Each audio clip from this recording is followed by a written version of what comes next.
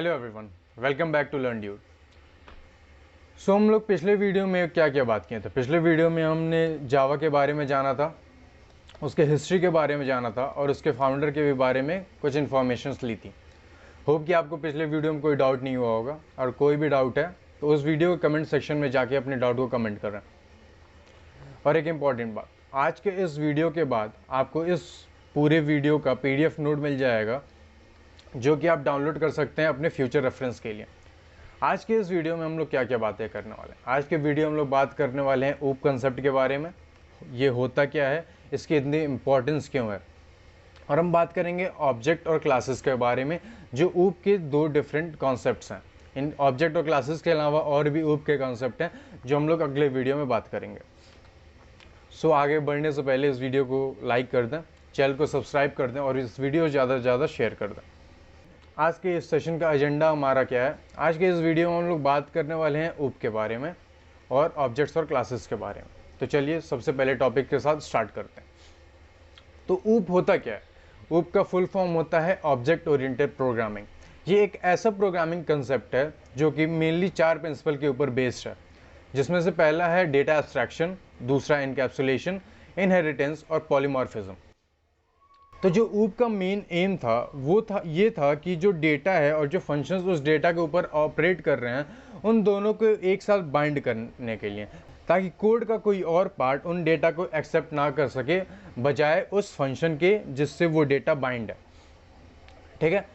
तो object oriented programming क्या करता है, जो हमारे रियल वर्ल्ड के एंटिटीज़ होते हैं उनको जावा में इम्प्लीमेंट करने की हेल्प करता है। मतलब जो भी प्रोग्रामिंग लैंग्वेज ऊप पे बेस्ड रहता है, उसमें जो रियल वर्ल्ड एंटिटीज़ होते हैं उनको इम्प्लीमेंट करने में हेल्प करता है। For example inheritance, hiding, polymorphism. ठीक है। सो अगली बात आते हैं, ये प्रोसीजरल प्रोग्रामिंग के बारे में। प्रोसीजरल प्रोग्रामिंग भी एक प्रोग्रामिंग स्ट्रक्चर है, जैसे ऊप कंसेप्ट है वैसे भी प्रोसीजरल प्रोग्रामिंग है। तो प्रोसीजरल प्रोग्रामिंग क्या होता है? ये एक ऐसा प्रोग्रामिंग मॉडल है जो स्ट्रक्चर्ड प्रोग्रामिंग में से डिराइव्ड है।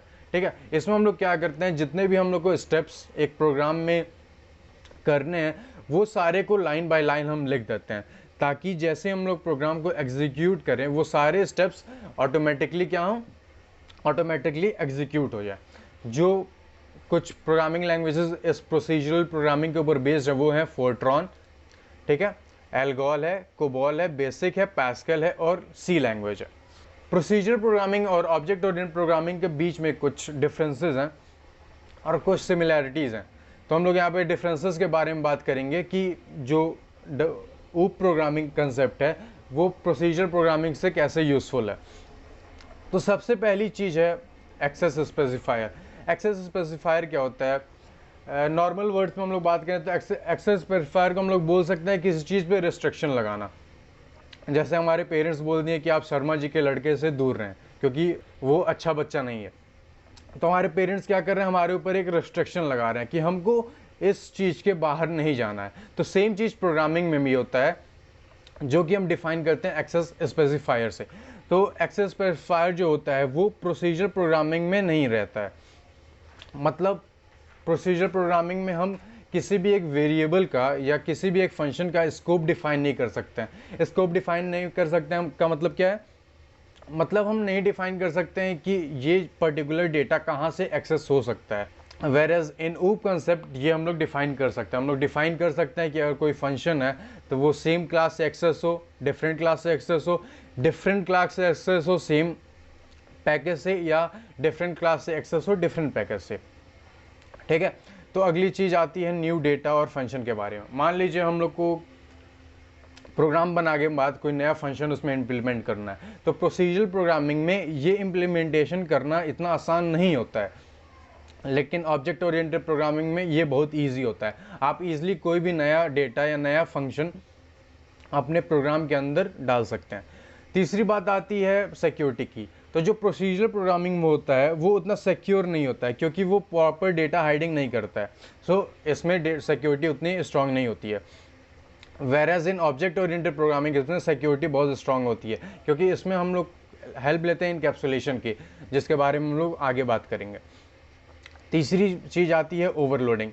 तो जो प्रोसीजरल प्रोग्रामिंग होता है वो ओवरलोडिंग को सपोर्ट नहीं करता। ओवरलोडिंग क्या होता है?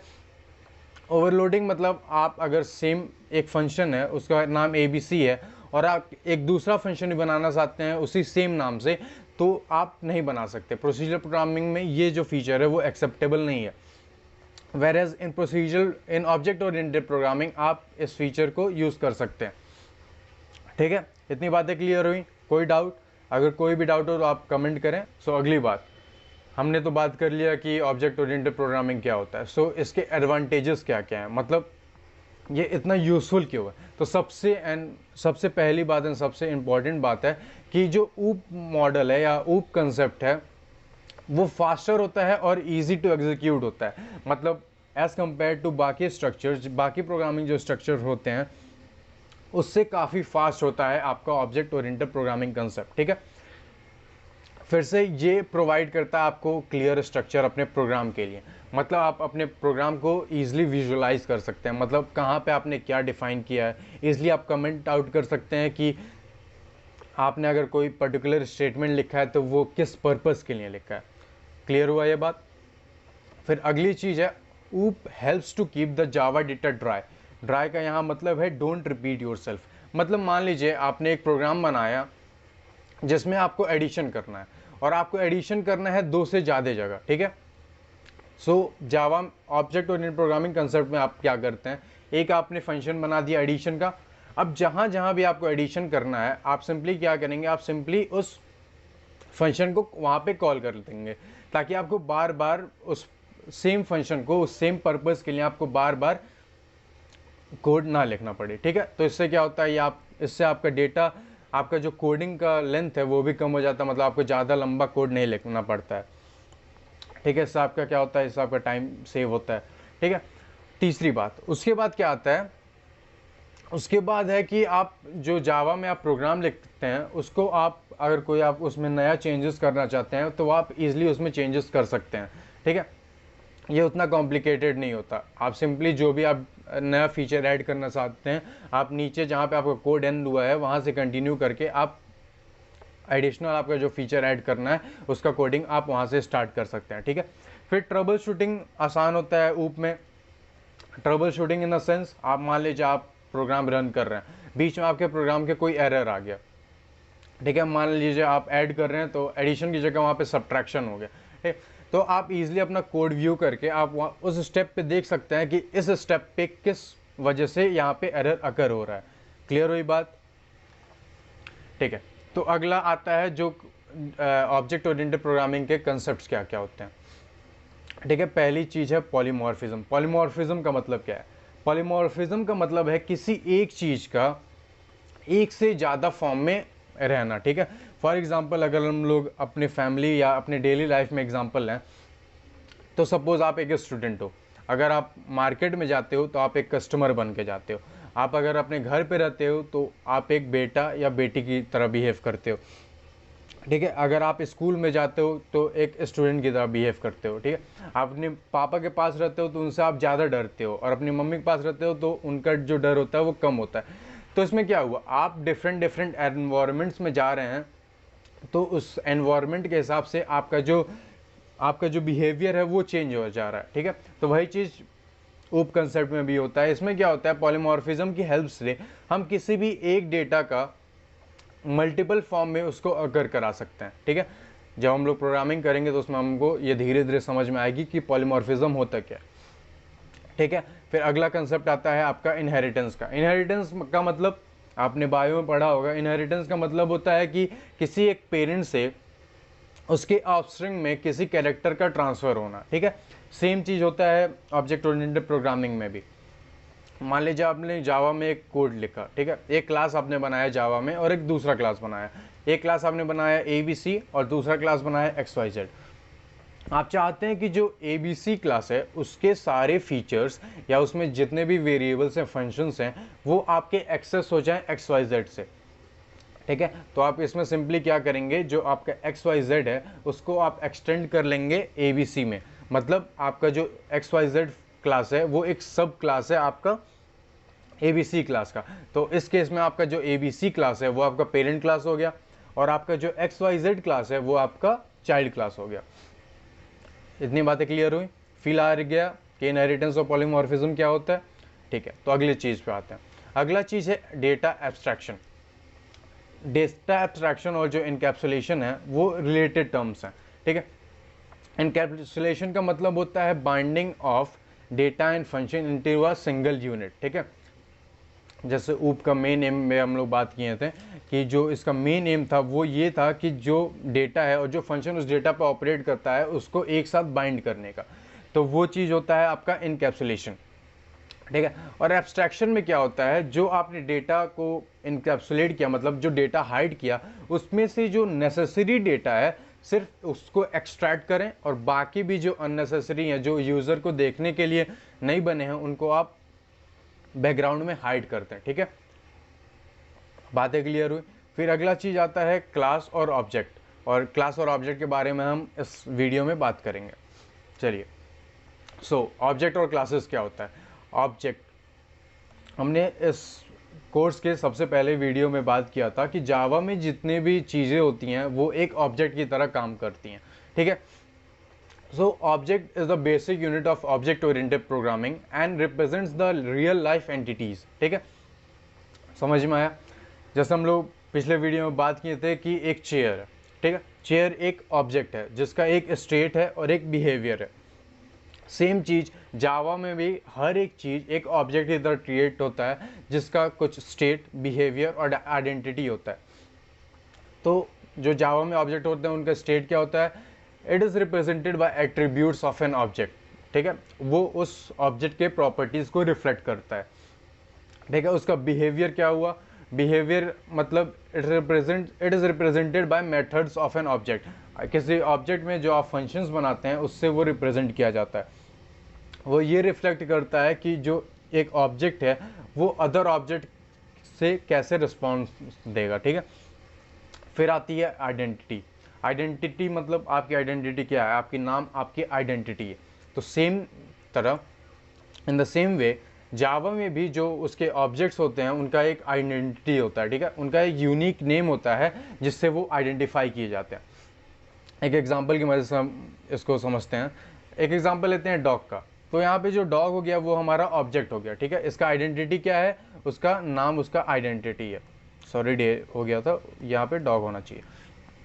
जो डॉग का नाम है वही उसका आइडेंटिटी है। उसका स्टेट क्या है या एट्रीब्यूट, उसके ब्रीड, मतलब वो किस ब्रीड का है, वो पमेलियन है, लैब्राडोर है या किस ब्रीड का है। ठीक है, उसका एज एक इसका एट्रीब्यूट हो गया, और उसका कलर रेड ब्राउन कलर का है, रेड कलर का, वाइट कलर का है, जिस भी कलर में डॉग्स आते हैं। ठीक है, अब उसका बिहेवियर क्या हो गया, मतलब वो किस स्टिमुलस में रिस्पॉन्स करता है। तो वो बाग करता है, अगर कोई डेंजर वो देखता है तो वहाँ पे वो बाग करता है। वो स्लीप करता है। ठीक है, कुत्ता सोता है तो वो भी उसका एक बिहेवियर हो गया। वो खाना खाता है। ठीक है, ये जो चीज़ें हैं वो उसकी बिहेवियर हो गई।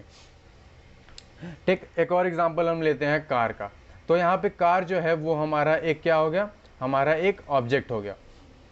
ठीक है, इसके एट्रीब्यूट्स क्या हो गए, इसका स्टेट क्या हो गया, इस कार का वेट कितना है। ठीक, ये एक इसका स्टेट हो गया। या फिर इस कार का कलर क्या है।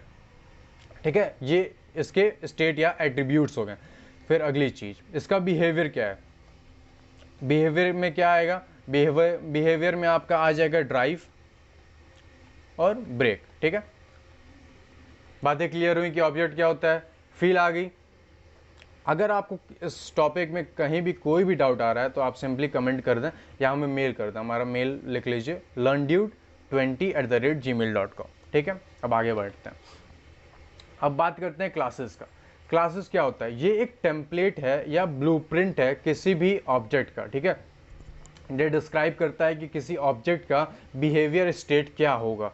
फॉर एग्जांपल, मान लीजिए आपको कार बनाना है। ठीक है, तो सबसे पहले आप उस कार का एक ब्लूप्रिंट डिज़ाइन करते हो, मतलब कार का कहाँ पे कौन सा पार्ट होना चाहिए, कार कैसे दिखेगा, तो वो एक उसका टेम्पलेट या फिर ब्लूप्रिंट हो गया।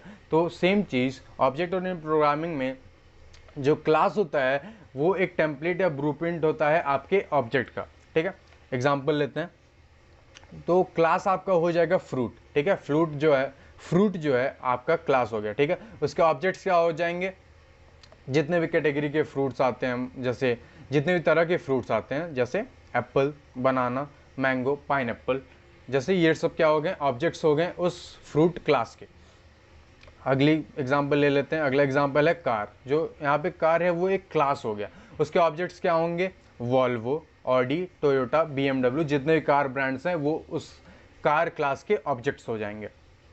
समझ में आ गया? ठीक है। सो इस वीडियो में सिर्फ इतना ही था कि आप ऑब्जेक्ट ओरिएंटेड प्रोग्रामिंग क्या होता है, उसके एडवांटेजेस क्या क्या होते हैं, वो क्यों प्रेफर किया जाता है, बाकी प्रोग्रामिंग स्ट्रक्चर्स के अलावा ऑब्जेक्ट ओरिएंटेड प्रोग्रामिंग क्यों प्रेफर किया जाता है। ठीक है। अब अगले वीडियो में हम लोग पॉलीमॉर्फिज्म, इनहेरिटेंस, एब्स्ट्रैक्शन और इनकैप्सुलेशन को डिटेल में जानेंगे। ठीक है। इसके अलावा हम जावा के कुछ इंपॉर्टेंट टर्म्स जैसे कीवर्ड्स, आइडेंटिटीज, डेटा टाइप्स और भी जैसे जावा में जितने भी इंपॉर्टेंट टर्म्स होते हैं उनके बारे में जानेंगे। और सबसे अच्छी बात है कि हम अगले वीडियो में अपना सबसे पहला प्रोग्राम बनाएंगे जावा में। ठीक है, ब्लूजे आईडीई पे। सो इस प्रोग्राम एकदम सिंपल प्रोग्राम रहेगा। इस प्रोग्राम में हम लोग क्या करेंगे, सिंपली हेलो वर्ल्ड प्रिंट करेंगे। हेलो वर्ल्ड जो हम लोग प्रिंट करते हैं वो सिंपली, अगर कोई भी हम लोग प्रोग्रामिंग सीखना स्टार्ट करते हैं तो जो सबसे पहले जो हम लोग बनाते हैं प्रोग्राम, उसमें हम लोग क्या करते हैं, उसमें हम लोग हेलो वर्ल्ड प्रिंट कराते हैं। ठीक है। वीडियो को एंड करने से पहले हम जान लेते हैं, अगर आपके पास ब्लूजे और जावा इंस्टॉल नहीं है आपके सिस्टम में, तो हम जानते हैं कि वो कहाँ से मिल सकता है। हम लोग वैलिड सोर्स के बारे में बात करते हैं। ठीक है। सबसे पहले अपने ब्राउज़र पे जाइए। ठीक है। फिर गूगल पे आप सर्च कीजिए जावा पे।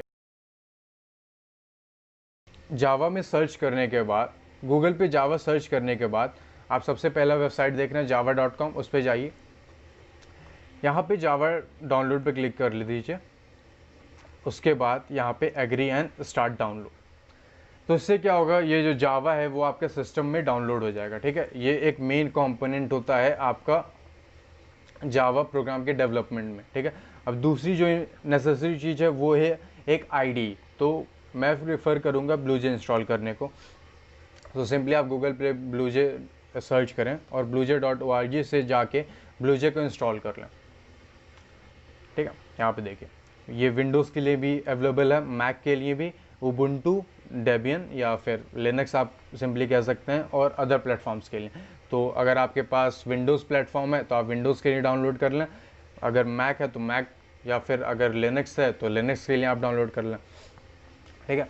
और ब्लूजे के अलावा और भी बहुत सारे आईडी होते हैं, फॉर एग्जांपल नेटबीन्स।